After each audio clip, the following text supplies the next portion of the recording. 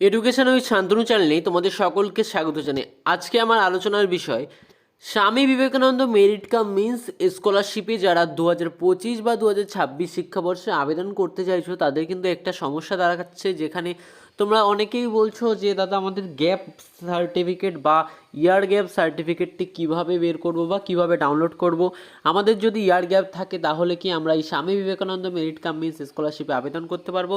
তার জন্য তোমাদের বলে রাখি তোমরা অবশ্যই পারবে। তার আগে চ্যানেল নতুন হতে গেলে চ্যানেলটাকে কিন্তু অবশ্যই সাবস্ক্রাইব করে রাখো। নিচে দেখো হচ্ছে গ্রুপের লিঙ্ক আছে হোয়াটসঅ্যাপ গ্রুপের, সেখানে ক্লিক করে কিন্তু হোয়াটসঅ্যাপ গ্রুপে যুক্ত হয়ে যেতে পারো।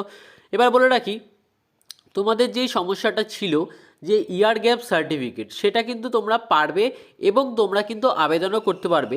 নতুন নিয়ম অনুযায়ী student should pass in the year 2023 or 2022 or 2021 or 2019।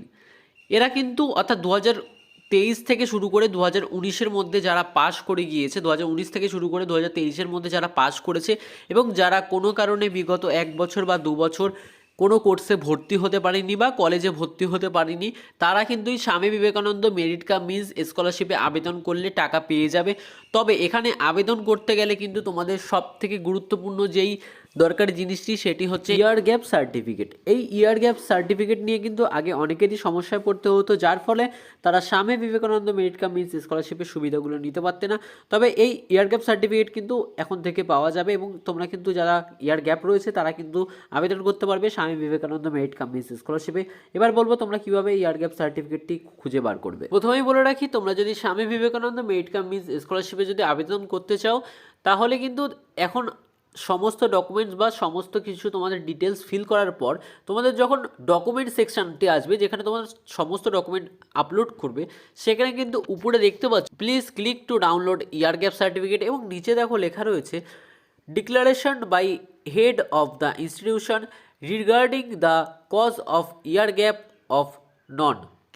অর্থাৎ ইয়ার গ্যাপ সার্টিফিকেটটি কিন্তু তোমরা এখান থেকে ওই উপরে প্লিজ ক্লিক হেয়ার এখানে ক্লিক করা আছে, ওখানে ক্লিক করলেই কিন্তু তোমরা ইয়ার গ্যাপ সার্টিফিকেটটি তোমরা ডাউনলোড করে নিতে পারছো এবং সেটি কিন্তু তোমাদের কলেজের কাছ থেকে কিন্তু তোমরা সই করিয়ে নিয়ে তারপর কিন্তু ফাইলে ক্লিক করে কিন্তু আপলোড করতে পারছো। তাহলে ইয়ার গ্যাপের সমস্যাটা কিন্তু তাহলে আর থাকছে না। তাহলে তোমাদের ইয়ার গ্যাপ থাকলেও কিন্তু তোমরা আবেদন করতে পারছো। এবার দেখিয়ে দেবো তোমাদের ইয়ার গ্যাপ সার্টিফিকেটটি কেমন আসবে। তোমরা যেই please click to download year gap সার্টিফিকেটের উপর ক্লিক করবে, সেই ক্লিক করার সাথে সাথেই তোমাদের এরকম একটি ইয়ার গ্যাপ সার্টিফিকেট চলে আসবে, যেখানে তোমরা কিন্তু কিছু করবে না। যদি তোমরা বুঝতে না পারো তাহলে কিন্তু তোমরা তোমাদের কলেজের কাছ থেকে গিয়ে সই বা স্টাম্প করে নিয়ে আসবে এবং উপরে কিন্তু তোমাদের লেখাই থাকবে তোমাদের কী কারণে ইয়ার গ্যাপ এবং কোন থেকে কোন ইয়ারটি গ্যাপ রয়েছে, সেটা কিন্তু তোমাদের ইয়ার গ্যাপ সার্টিফিকেটের উপর ক্লিক করলে সমস্ত কিছু অটোমেটিকই চলে আসবে এবং তোমাদের কলেজের নামও কিন্তু সেখানে চলে আসবে।